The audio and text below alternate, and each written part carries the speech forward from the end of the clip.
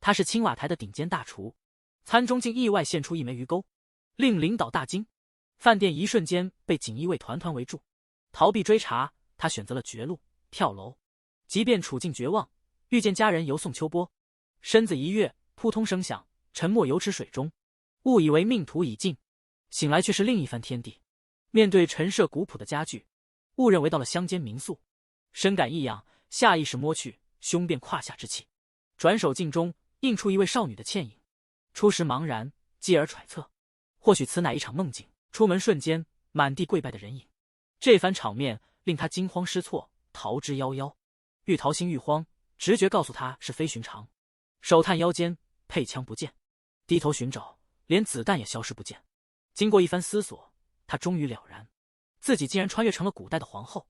小玉告诉他，皇后昏迷是在湖中被发现，他亦是在午夜时分落入泳池，或许返回湖水之中，便能回归原世。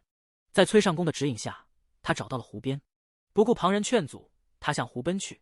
仆人们目瞪口呆，不解他此举为何。崔尚宫惊呼连连，只见他越湖而入。每一天总有新的喜剧上演，失败再三，他陷入彻底的绝望。想要解困，唯有寻见国王。红衣国王的座，风度翩翩，是文雅之最，名为重焕，正专注研读成人画册。皇后来到国王身旁，希望国王能下令将湖水填满。国王还未回神，他的目光已投向了那本画册，与国王展开了一场夺书游戏。明日便是二人大婚之期。皇后直率地向国王道出真相，国王误以为他失忆，急召御医。御医出手，以祖传药丸试图医治，他不从，反致御医受伤，药疗无效，便转而尝试烟熏疗法。皇后仍然抗拒，言语不留情面。御医无奈，只得拿出银针一根，准备接受针灸治疗。娘娘一看，立刻精神抖擞，面对御医的盘问，巧妙躲避，机智避过一劫。大婚之日迅速到来，宫女们细心为她装扮，戴上最尊贵的宝石。望着成堆的服饰，她目瞪口呆。这里的服装不仅厚重，连头上的凤冠都沉甸甸地压弯了她的颈项。经历无数层的仪式和繁复的准备，终于迎来备受期待的洞房花轿夜。春宵一刻，无价之宝，新婚之梦。缘定三生，共枕同眠。四目相对，眼神交锋。想到几日前自己上世男儿身，他瞧着宫女奉上的美酒佳肴，想以醉酒之计避过今宵。然而国王非但不受影响，反而自如地解开腰带，准备进一步行动。在古代，无手机无网络的生活，他郁闷地想念一碗泡面，以为思乡之情，便派人前往厨房传达意愿。御膳房的主厨身为古人，哪里知道方便面是何物，自以为是的猜测，以为方便面是某地方的面条俗称，制面对他而言轻而易举。于是他先将面条切制。哥儿们，你这刀工可真粗糙！撕开卤肉，淋上鲜汤，撒上葱花，一碗手工面条立即出炉。面条很快被奉到娘娘面前。忙碌的大厨又开始了新的忙碌。紧接着，一碗海鲜面条随即制成。作为御膳房的领头人，他哪受过这等气，立刻怒火中烧。转眼间，一碗清汤面条便端上桌。大厨的辛苦未白费，娘娘终于动了筷子。大厨几乎快要崩溃，这位娘娘实在太难伺候。她展现了全部厨艺，制作了一碗五彩斑斓的蔬菜面。只见娘娘轻轻一吸，换上一碗麻辣面条。充满期待的娘娘张口尝试，结果辣得她几乎怀疑人生。本欲简单享用泡面，何以如此艰难？如此一来，大厨彻底被激怒，愤然辞职，并发下狠话。娘娘也受够了，当场决意亲自制作方便面，并教大厨一课。他的技艺宛若自然界的流畅恩赐，刀锋舞动，令旁观者赞叹不已。内心从容，切削如编织精巧图案，面条沐浴油波，转瞬金黄诱人。调料在他手中化作香粉，筛网轻摇，调和成就一道佳肴。大厨虽疑惑，心中难平，尽管怀疑，仍旧认为是场表演。他难以置信，一介女流竟能超越己手艺。走进灶台，试探汤品的滋味。面对惊人的味道，大厨神情大变，手指颤抖，失去了控制的勺子。面前飘香，引得人心驰神往，香气袭人，勾起了娘娘的食欲。娘娘机智，以微笑融化了情境。愉悦品尝，对娘娘赞誉连连。受到赞扬，娘娘心飞扬。哲宗意外出现，令娘娘心惊。哲宗快步前来，欲表亲昵之意。紧张氛围突生，哲宗差点不适，难以回神。他了解到美食是他们的弱点。俗语云：掌心转，先从胃开始。他决定从一顿午餐着手。此时大厨蓦然出现，意图干预。娘娘硬气十足，动作胜过雄辩。娘娘果断发起挑战，对手毫不退缩。他的厨艺足以和大厨一较高下。于是厨艺竞赛在宫中拉开序幕。争夺开始，挑战者娘娘意气风发。东道主大厨准备迎战，言语不多，直接进入比赛。娘娘双刀齐下，黄瓜为之颤抖。黄瓜在刀光中化为细长条状。大厨亦展现手艺，将萝卜细细切丝。两人严肃对决，刀影如电，炸油声中竞技激烈。大厨手足无措，娘娘接近胜利，一步之遥。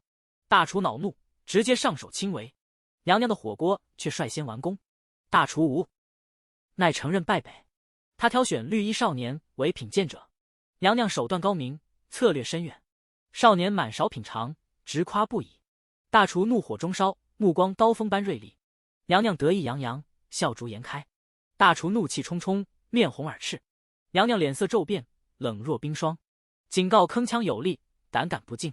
大厨竟是演技派，戏精一枚。娘娘目光冷峻，心怀不轨，轻蔑一笑，不为所动。大厨怒火中烧，却只能忍气吞声。传闻二位君上食欲不振，娘娘心生一计，为讨君上欢心，手令箭烤炉，精选牛肉鱼肉，切成细块，涂抹芝麻油，香气四溢，撒上一层粗盐，入炉慢烤。守候烤炉一夜，娘娘耐心等候。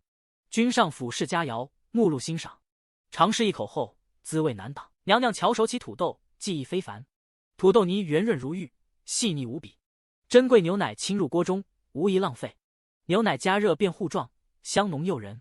土豆泥入锅，搅拌均匀，细心搅拌，土豆泥醇香四溢。牛奶土豆泥先出炉，口感绵软，装饰点缀，美观又可口。王后大口享用，满足之情溢于言表。她享受的神情无声胜有声。土豆泥软糯，牛奶绵滑，搭配天成。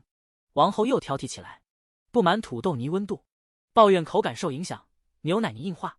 王后遗憾牛奶一出，珍贵无比。这番话让娘娘心情沉重。娘娘开窗远眺，心生灵感。中国结引发灵感，数学定律闪现。娘娘迅速计算，承重尽在掌握，估算搬运效率。娘娘心中有数，脑海中构思心计，果断执行。娘娘复建筑部，命令传达。工匠们虽迷惑，娘娘却胸有成竹，由此诞生了独一无二的外卖教。娘娘亲临湖畔监工，享受日光浴的悠闲。烈日炎炎，令人难耐。一碗冰凉甘露，想必极妙。遂指示崔尚宫向御厨索取解暑佳品。御厨信心满满，准备大展厨艺，决意令皇后刮目相看。五味子经长时间浸泡，最后取出，用上等蜂蜜，恰到好处调和，增添离合菊，层次味道丰富。点缀以野花松子，美观又可口，清新宜人的解暑佳饮，巧手完成，自豪之情，御厨难以掩饰。崔尚宫轻蔑一瞥，不屑一顾，从容不迫，托盘离去。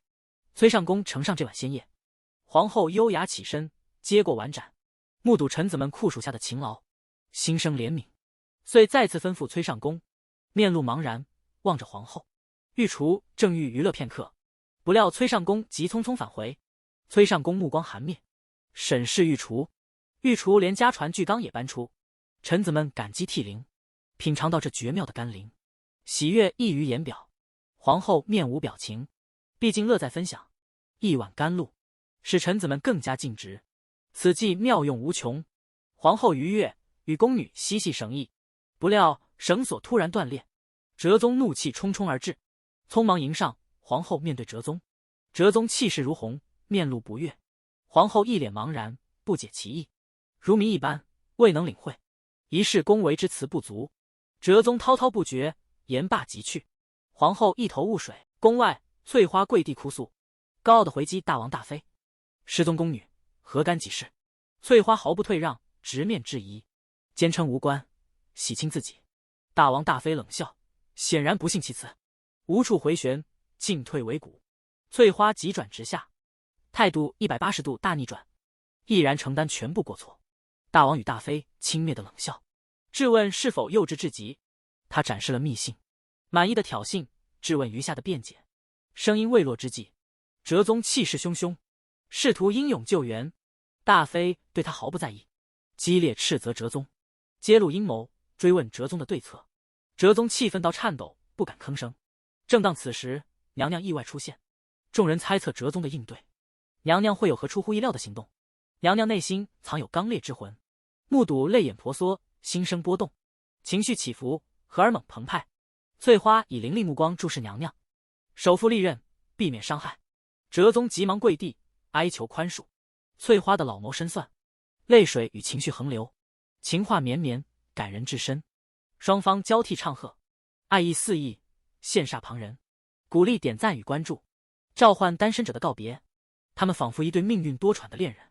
娘娘心生疑惑，不由自主，轻挥玉手，决定关键。意外降临，众人困惑。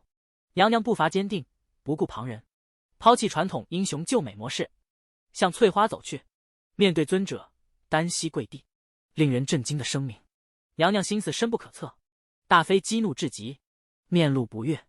众人惊愕，目光凝固，剧烈转折，情节跌宕起伏。翠花假装昏迷倒地，策略高明绝伦。娘娘眉头紧锁，不再考虑其他，果断行动。娘娘被众人搀扶回宫内，美滋滋的沉睡之后，她醒来惊觉浑身冷汗，不可以再这样等待，逗留此地太过危险，恐怕乃一日便命丧黄泉。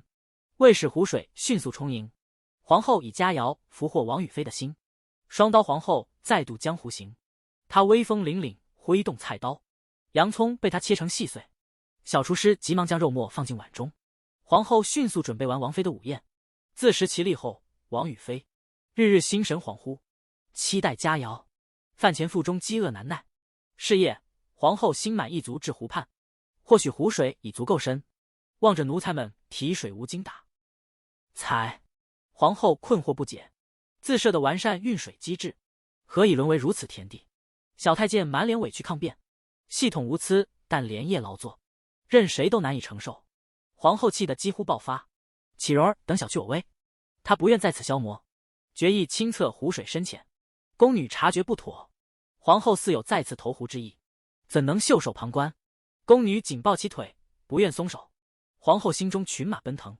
崔尚宫泣不成声而前，皇后很快锁定一太监，评估了太监身高，你来试探湖水深度。皇后傲然坐岸边，计划又宣告失败，只得耐心等待。在远方，哲宗回忆起皇后投湖之日，皇后曾示爱，却遭拒之门外。金氏家族，哲宗之敌，为取金氏势力支持，只得纳皇后为妃。娘娘真心倾慕哲宗，不想哲宗竟视而不见。哲宗冷漠转身，留他独自凄凉。原是夫妻间的小争执，却被传为滑稽可笑的故事。幸运终于眷顾了他。突如其来的暴雨降临，娘娘兴奋地跳跃欢呼，她无视仆人的阻拦，在雨中尽情舞动。国王的目光中透着不同寻常，国王心中明显已生情愫。夜幕降临，小玉和崔尚宫担心娘娘湖边徘徊，二人守在门外不肯离去。娘娘感动至深，她再三嘱咐小玉，务必在江南置地，他日定能发财。她走到湖畔，轻轻取下发辫，石上刻下记号，挑起小石掷向湖中。测水深度觉得尚可接受，却意外被哲宗救回。既然来到了古代，不妨尝试男儿的乐趣。他改装隐性，走进怡红院，大手一挥，金钱洒满桌面。老板娘微笑，舞美登场，光彩夺目。娘娘本是个无极放荡之人，欣然接受众美的馈赠。她嬉笑中衣带成结，美女们尖叫着分分至。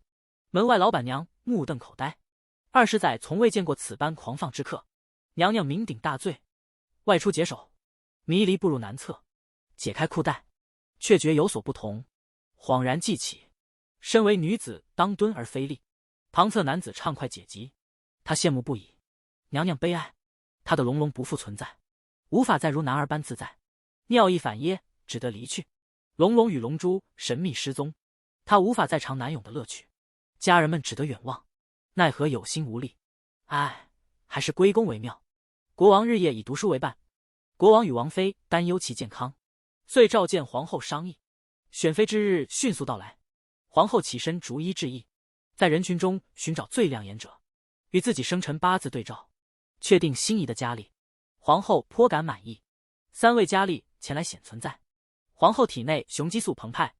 首位女嘉宾是大脸姑娘，大脸姑娘含羞微笑，声音柔美，夸赞故乡。皇后趁机拉近关系，带美人们游览娱乐。册封典礼之日快到，哲宗面带不悦，皇后心中却喜悦满怀，福气横溢，天作之合。3美人自此伴哲宗左右。因事伴皇后欢度时光。次日，皇后带领美女们玩耍，爱神和勇士们纵横天际，上演高空旋转跳跃，精彩绝伦，赢得满堂喝彩。可能是白日玩得过于尽兴，皇后夜晚辗转反侧，遂萌生一个妙计。皇后开始积极撰写情书。皇后小脚颤动，喃喃自语：饮食旅行皆已尽兴，现在应考虑归途。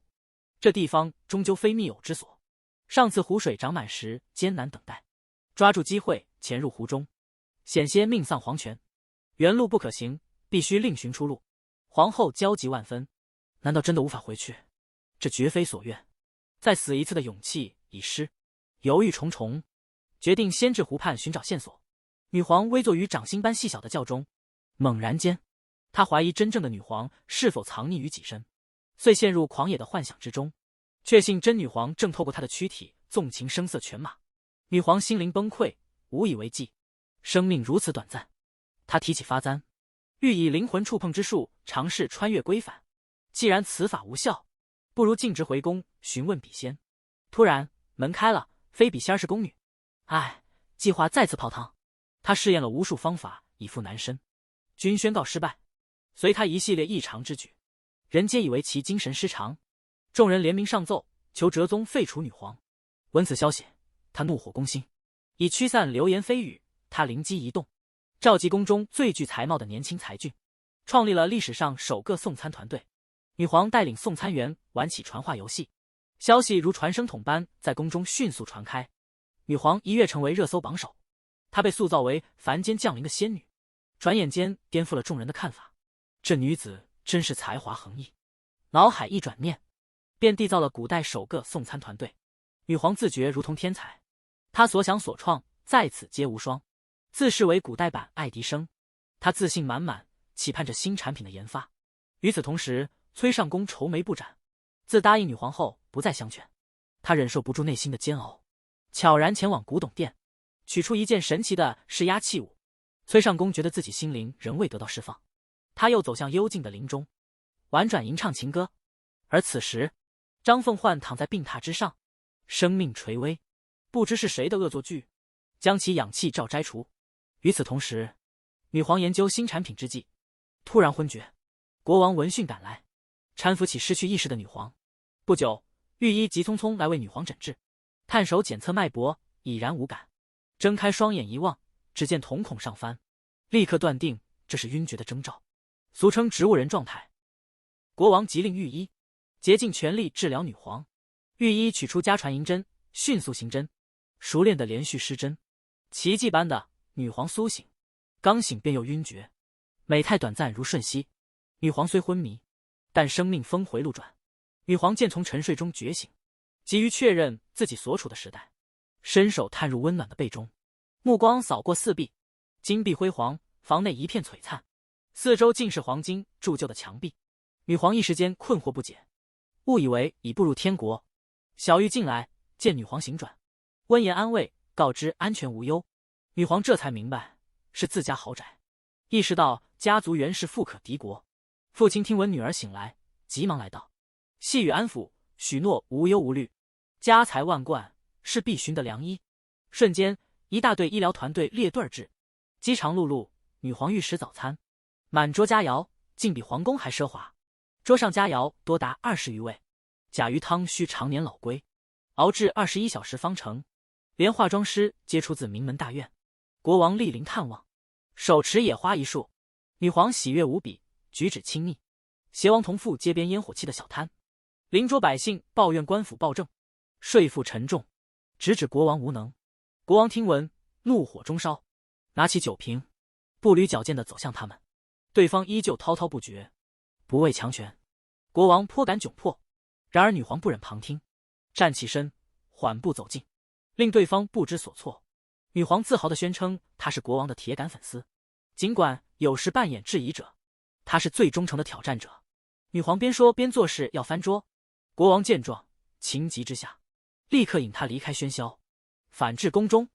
女皇感觉自己越发驾驭着身体，不料女皇突觉异样。大厨正在烹饪灵魂之时，牛奶小丸子汤，厨艺30年，对其轻车熟路。先牛奶倾入锅中，大蒜末6勺下锅，网友点赞如潮，撒上骄傲的胡椒粉。不料大厨失手，此锅告废，需重吹。再次倾牛奶入锅，撒入辣椒粉、胡椒粉点缀。大厨尝试，呛口之感显著，再加入蒜末和洋葱，关键配料绝不可少。牛奶再次入锅，撒上灵魂调味料，细细品尝，仍觉缺少。大厨历经49锅挑战，终有小太监气喘吁吁报告，宫中乃至宫外的牛奶都耗尽。大厨传评于小太监，不顾一切，必须再添牛奶。小太监爆发潜能，决然离去。大厨因此顿悟，心悦诚服，拜女皇为师。起初从基础做饭学起，女皇回首，突见大厨窥探烹饪秘法，未经许可，擅自偷学。女皇一怒，手持喂猪用的大勺，对大厨展开惩戒。女皇用自制搅拌器迅速搅打，牛肉切成薄片，摆放待用。随后铺上精挑细选的鲜嫩绿豆芽及佐料，均匀淋上香浓的高汤，点缀以轻盈的蛋白泡沫。一碗鲜风道骨的拌饭即刻呈现。外卖小哥慌之下快步离开。宫娥亲先餐盖，帝王与贵妃审视眼前的美食，尊贵的帝后竟对此菜肴颇有微词。帝王终于失去耐心，此时帝后腹中饥饿难耐，姑且尝一尝，先品一口，再做评判。他端起汤勺，舀起满勺的大米与金针菜，缓缓品尝，恍如回味母亲的手艺。宫娥急于为他清理唇边的饭粒，宫娥呈上木质托盘，贵妃好奇打开一探究竟。面对意想不到的食物，贵妃露出失落之色。宫娥从未目睹过这等稀奇事物，并创造了焗油神粉，贵妃乐得合不拢嘴。与此同时，女皇陶醉其中，她的能力无所不能，从韩式美食到韩式美妆，都能轻松驾驭。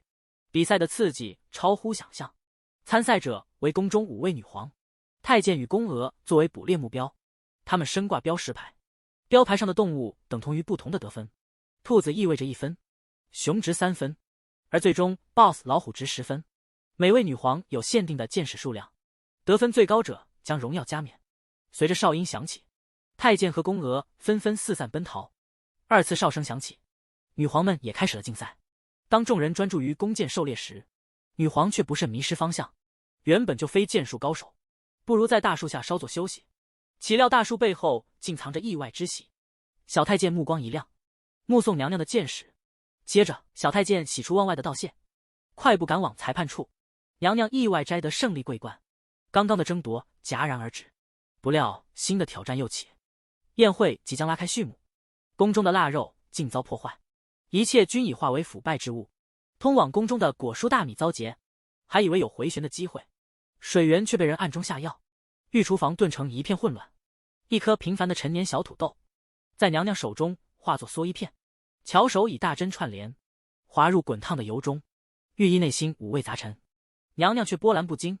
50载，漫漫长路，金黄脆皮土豆诞生。大厨惊讶地瞪大了双眼，娘娘淡然一笑，无需迷恋，传说而已。国王宴请群臣，人多需快速进餐。角落哭泣的御医被迫上场，御医梦也未想到今日之变。紧接着，御膳房之人进城苦工，众人忙得不可开交。娘娘也是分身乏术，这土豆片该取何名？娘娘灵机一动，而在另一处，国王及众人早已饥肠辘辘，炫酷土豆片随即登场，揭盖一瞬，群臣皆愣若木鸡，满桌皆是不屑一顾。国王与大妃尝后便知，滋味竟是如此美妙。宴席上人人尽享美食，对随后的佳肴满怀期待。地瓜、西葫芦、茄子变身条状，而后西红柿化作小碗，搭配上肉汤、鸡蛋与蔬菜，精选大麦与非转基因大豆相结合，经历81次反复揉捏，面团终成。御医匠心独具，大厨目光复杂，御医急中生智，大厨及时松手，紧接着第二道佳肴便呈现，人造牛肉汉堡搭配西红柿肉羹，光彩夺目，无需额外调味，其独特风味再度征服众人。这些烹饪手法重新定义了大家的味觉世界。甜品怎能缺席？用羊羹与冰块、模具打造形态，搭配手工野花，装饰雅致。彩虹般绚烂的冰棍儿，新鲜出炉，质疑的目光四处投射，对这粗犷外形不甚认同，远不如期待中的精致，一律交织在每一张脸上。童趣未必人人喜爱，王与妃子不屑一顾，两口间便告结束。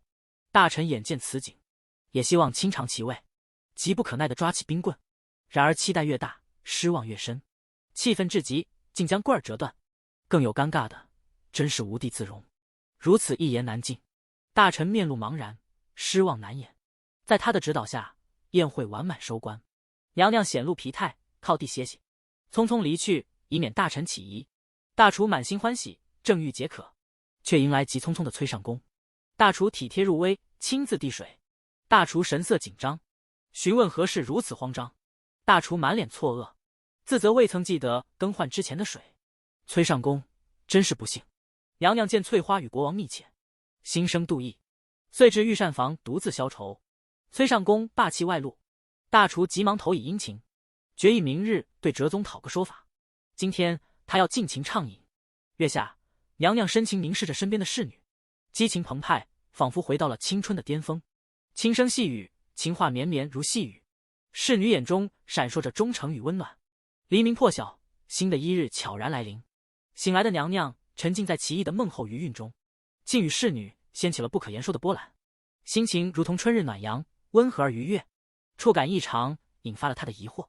惊愕中，现实超越了想象，眼前的一幕令人错愕不已，深信这一切不过是梦中的幻觉，现实却如此清晰，挑战着他的理智。那熟悉的面孔竟是哲宗的俊颜，心跳加速，惊慌失措。哲宗无辜地述说着他的美梦，羞红了脸，他匆忙逃离。哲宗独自困惑，不明所以。娘娘急求真相，向侍女追问昨夜之事，心如被霹雳击中，难以平静。与哲宗的事让他无地自容，回忆昨夜，心情无法平复，自我怀疑，情感路途迷茫，未来如何面对自我？他的行为变得不解，心事重重。他的身影瞬间消失在声响之后，哲宗的困惑化作无声的叹息。湖边呼吸急促，欲寻一丝平静。哲宗不离不弃，坚持追随。娘娘寻找避难之所，哲宗的步步紧逼，无法摆脱。命运似乎将他们紧密相连，每次相遇都充满了命运的玩笑。轻声叹息，再次隐去。眼前的妃子让他心潮难平，他渴望重回昔日的自信与坚定，却被哲宗再一次抢占了先机。恐惧束缚了他的一切，匆忙的逃离，心中充满了不安。哲宗的目光清晰而深远，两人的背影成为了宫中的佳话，观众们为这对佳偶投以羡慕的眼光。他在寻找那失落的自我。娘娘决心笔下飞花，负情信于爱妃姐妹，竟未料想情书误落哲宗手中。哲宗目睹，不禁轻叹，女心似海底针，难以捉摸，遂步履匆匆寻娘娘解惑。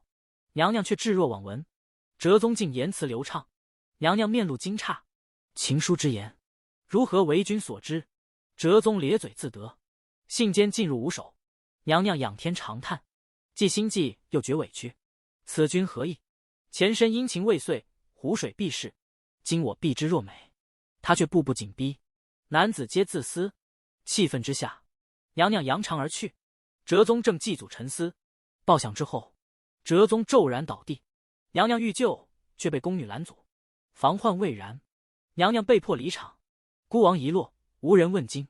哲宗遂被扶回寝宫，御医紧急施以药膏，又以祖传绷带重重缠绕。哲宗中脱险境，娘娘探望，面对绷带木乃伊，心生波澜。大王大妃回宫，如同炽热焦虑，失误已著，如何善后？面子何存？朝堂之上，众臣私语。关键时刻，哲宗威仪登场。原是哲宗筹划此局，已将罪责推诿大王大妃，借机削减大王大妃影响力。哲宗激怒之余，拔去两患，并夺回大妃垂政之权，自此权握手中，不复往昔懦弱。娘娘愁云满面，桌前低垂。尚不知夫君早已苏醒。宫女急匆匆来报喜，娘娘泪眼带笑。那日，大王大妃邀娘娘共享午茶，娘娘欲一饮而尽杯中物。正值此刻，幼女挥石怒头，向娘娘猛砸而来。哲宗闻变，一急不敢至，时命中杯斩，夜箭四溢，众目睽睽，场面骇然。幼女眼含泪水，哲宗紧急慰问，娘娘梦中惊醒，似遭天命召唤。大王大妃命令将幼女下狱，娘娘困惑满面，事态或过度夸张，幼女被带离，亲赴饮品之处。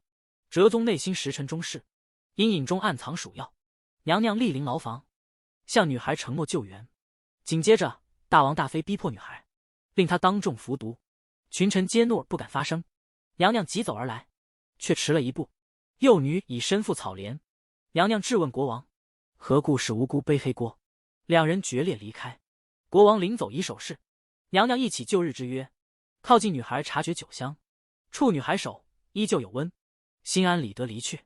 事后，娘娘好奇询问哲宗之策，经此一役，娘娘势不待毙，决意反攻，选定3大目标：冷酷的大王大妃、狡诈的赵大妃，以及作为棋子的翠花。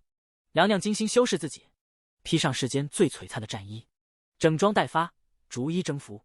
首战便是王宫深处，献上精挑细选的御宴，手到佳肴，闪耀登场的土包子，象征着表里不一的世间百态。接着端上一碗清凉解渴的饮品，王母眼前一亮，却犹豫不前。娘娘却豪气干云，一饮而尽，继而步入赵妃的府邸，彬彬有礼，向她家人问好，手持香茗，宛如敬奉神明。她向赵妃警示，要她时刻警惕，自称为疯狂中的战斗者。赵妃怒火中烧，刚起身便气愤填膺，结果是赵妃气急败坏，瘫坐地上。最终面对的是翠花，轻轻一弹，掀起水波，随之嘲讽话中有刺，吓得翠花差点落湖中。娘娘邀请家族重臣共饮于宫，巧妙替换茶水为美酒。国王明令禁止官吏酗酒，他借此规劝勿扰国王前程，并提出3条宝贵建议。大厨张口欲品尝美食，却被娘娘当场捉个正着。大厨急忙辩解，原来是酿酒所需。娘娘一抢勺，酒香扑鼻，但当她查看大缸，却发现空无一滴。娘娘娇嗔，请求大厨再酿一缸，这让大厨翻身得以重展厨艺。桂林米粉注水揉成和面，再搓成球，压平成片，中央挖洞，仿佛甜甜圈，煮熟捣碎，投入梨花与酒曲，最终放入传家大酒缸中，常温酿造91昼夜。娘娘握着祖传的大木勺，舀上满满一碗梨花酒，细细品味那酒香芬芳，却差点令她反胃作呕。不多时，娘娘又悄然前往御膳房，盼着偷尝2碗梨花美酒。打开酒缸盖，却愕然失色。究竟发生了什么？怎会一空？娘娘暴怒，大厨缓步而至。皇后追问大厨梨花酒何处去？皇后立即启动侦查雷达，难道是被贪嘴偷吃？她追随酒香走近一探究竟，竟见上宫崔氏醉眼朦胧，梨花酒竟输入了他的肚中。目睹崔上宫醉态，皇后怒不可遏，气得他在地上泣不成声。哲宗皇帝前来探望心爱的皇后，两人准备倾心交流，情意浓厚。哲宗见状，急忙召唤御医。御医仔细观察，反复诊脉，细致检查了数小时，终于得出结论：皇后竟有喜。他原是穿越时空的现代男子，怎会有孕在身？哲宗喜极而泣，即将为人父。仆从们也喜笑颜开，然皇后却满面愁云。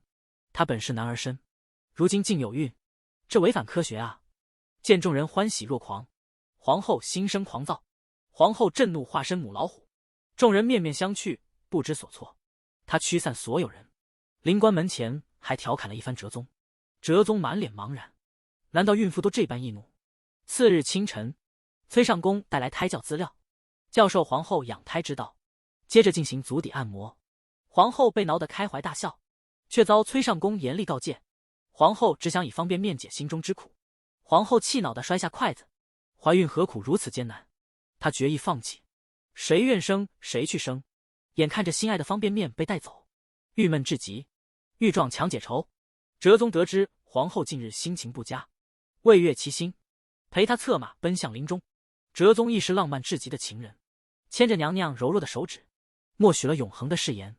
宣告新生儿将拥有天下所有。娘娘一旦明白，便将成为无比富有的女士。为了孕育未来的宝贝，娘娘选择回宫静养。赵大妃闻讯怀孕，极度心生，遂指派一名宫女，运用满腹经纶，散播虚言，目睹谣言愈演愈烈。娘娘为了洗清冤屈，竟在众目睽睽下上演深情狂烈之举，向爱妃们全面解说了精怪交锋的细节，硬是将国王描绘成一个力能刚鼎的男子。假造夜宴的流言迅速传入大臣耳中，议论纷纷，言之凿凿，愈发严重。加之赵大妃煽风点火的挑唆，国王与大妃竟深信不疑。接着召见娘娘的远亲金炳人，下令他铲除娘娘，以保金家声誉不受玷污。大表哥闻言，觉得事有蹊跷，急忙通报国王，告知国王大王大妃的杀机，并提出唯一救赎之道，那就是国王亲征，以平息叛乱。国王的归来成了未知数，狡猾如老巫婆，巧设险计，命国王独行，对抗城外叛军。国王深知这是自投罗网，但他仍旧踏上了征程。未料出城即遭密卫围攻，被困孤军的君王选择了绝路。娘娘无事时与嫔妃游戏解闷，显然已对国王牵肠挂肚，心中尽是对方的影子。回至寝宫，崔尚宫急报君王不幸驾崩，娘娘悲痛欲绝，消息如风扩散于宫廷每个角落。但娘娘坚信不疑，化妆改扮，潜入灵堂，对横卧的遗体细细辨认，直觉告诉她身形似乎不符，决然断定那并非君王，为避人耳目，佯狂作傻，展露出万般悲痛的姿态。夜幕降临，他取出早已备好的行囊，肩挑，弯弓斜箭，踏上预谋的路径，巧计计的企图寻回君王，自信天衣无缝。不料小玉与崔尚宫造访，见宫女们如此用心，娘娘内心泛起波澜，毅然决定共赴险境。在这边厢，大妃乘虚而入，权座之上悄然改朝换代，令人起草告示，便告举国王室的凄凉，宣称5日之内选立新君。这位娘娘机智非凡，携宫女直奔危机。深山之中欲寻片刻宁息，却惊动守卫蜂拥而至。崔尚宫眼见形势危急，急忙将娘娘推离险地，以己为诱，为后争取逃生之机。小玉匆匆将娘娘安置，身披王后衣裳，引侍卫目光。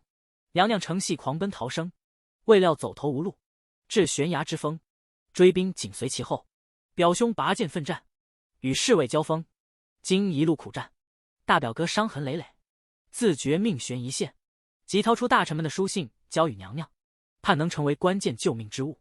随即犹如疯魔，与敌决斗，为娘娘争取生机。众敌环伺，表兄终告不敌，娘娘陷入绝望之际，熟悉身影意外现，重逢君王，情感澎湃，泪流满面，悲喜交加。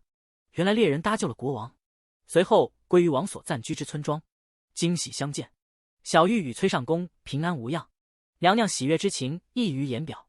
大厨忧心忡忡，日以继夜泪洗颜，决意辞官返乡，深入山林追寻崔尚宫，意外落入村民之手，面临严刑峻法，迫不得已，崔尚宫以铁砂掌劈断绳索，智勇双全地穿越王后，与君王共谋定乱策。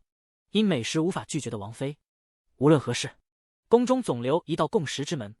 诸人谋定后动，策划无懈可击的逃脱路径，踏上归宫之路，决意安葬救命恩人。随即潜伏于预备的运粮木车，崔尚宫发力如洪荒，投掷炸弹，巧妙制服南门守卫，厨师借刀工之巧，迅速突破北门，巧用声东击西之计，保证2人安全归宫。宦官一见君王，惊恐至极，迅速更衣上战袍，冷酷如冰，步伐坚决，着手反攻。王妃担忧变故，提前举行登基大典，大臣守预授玉玺之际，惊觉尊玺不翼而飞。王后早有预谋，密令金炳人窃玺。金炳人握玉玺，心战一摇，遂赴义进府寻求对策。王后与君王坚毅前行，直向皇宫。紧要关头，王后目击屋檐潜藏杀手，她毫无畏惧地挺身而出。国王紧急搀扶王后审视受伤，国王意外瘫倒，王后视线一暗，陷入昏迷。醒来时已重返现代之地，真王后临返本体，安然无恙。她立刻审查折宗的伤痕，幸得防弹衣护体，国王幸免于难，疾风骤雨般平息叛乱。王后经御医精心治疗，母子终得安康。王妃与赵大妃遭贬入冷宫，叛逆之徒财产充公，流放边陲。王后与国王自此恩爱无忌，幸福安详。